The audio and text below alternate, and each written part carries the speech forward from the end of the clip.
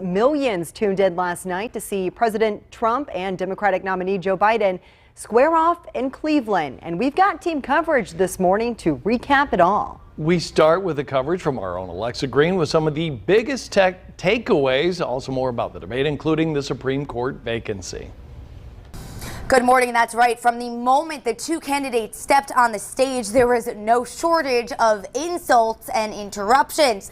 The candidates then sparred on several topics, including the coronavirus and the president's recent Supreme Court pick, Amy Coney Barrett. The president saying he has the right to fill a Supreme Court vacancy because of his party's political power.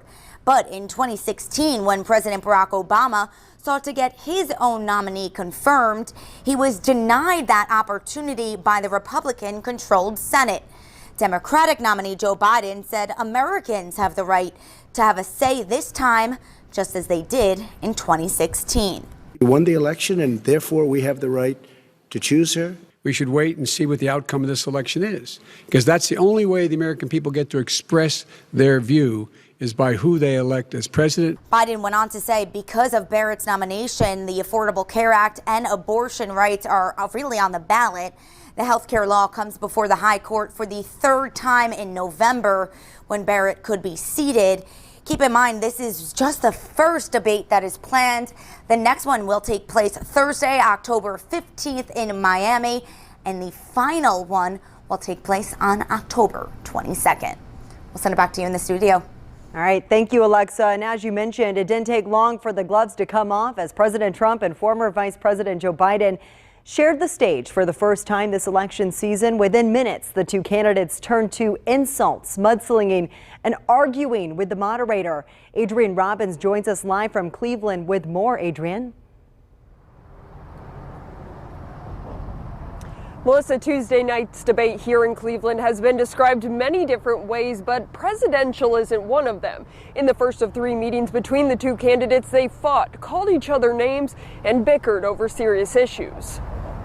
You agreed with Bernie Sanders on a plan. Folks, absolutely folks, agreed do you have to, any and under idea that plan, what you have this clown's socialized, doing? They call it Do you have any socialized medicine. Mr. President. I'll tell you what.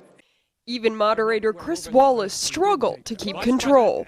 No, Can I be honest? It's a very important Try to be question. honest. He stood up. No, He stood up, the answer to and the he question is no. threatened Ukraine. No, sir. With $1 billion, if you don't That get rid of is the press. absolutely You know what, you're- not Stop. You're on true. tape doing it. You're going to You're on have tape. True. Gentlemen.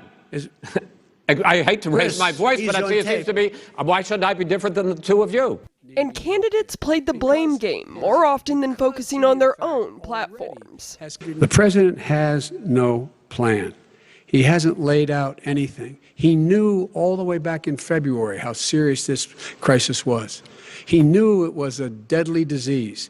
If we would have listened to you, the country would have been left wide open. Millions of people would have died, not 200,000, and one person is too much. It's China's fault. It should have never happened. A debate that will be remembered not for substance, but for lack of style. And to end this, button up this segment, I'm going to give you a minute to answer, sir. You have repeatedly criticized. I have to answer his statement. No, you have His statement. repeatedly. Wait, you have just 1 No, second. you've been talking You back made and a forth. statement. I'm asking you. I would love to you know, end it. sir. I would love to end it, and You know, we if would you want to very- switch seats, We would could very quickly. We could do that. Now, coming into last night's debate, national polls showed between 3 and 11% of voters were still undecided. Over the next few days, we'll see if any of them were influenced by what they saw last night. Melissa? All right, we'll see what happens in the next debate. Vice President Mike Pence and Democratic nominee for Vice President, Senator Kamala Harris, will face off. It's next Wednesday, October 7th at 9 p.m. And you can watch it right here on Fox 59. Scott?